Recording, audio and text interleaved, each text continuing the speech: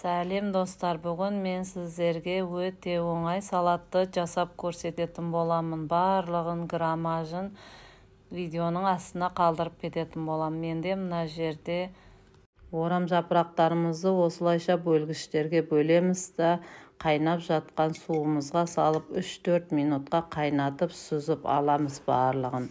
Менде мына жерде бір дана сәбізді теркадан өткіземіз да жарты болгар бұрышын, тәтті болгар бұрышты осылайша ұзыншақ тәрізді етіп турап аламыз. Пиязымызды да турап көз мөлшермен майға салып шала қуырып аламыз.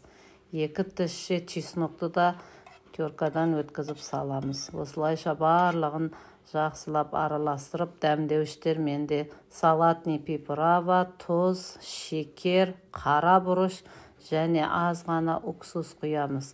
Осылайша барлығын салатный жапырақты да салып турап, жақсылап араластырып, дәмі бойына сіңгенше араластырып аламыз. Міне менің салатым дайын болды. Астарыңыз дәмді болсын.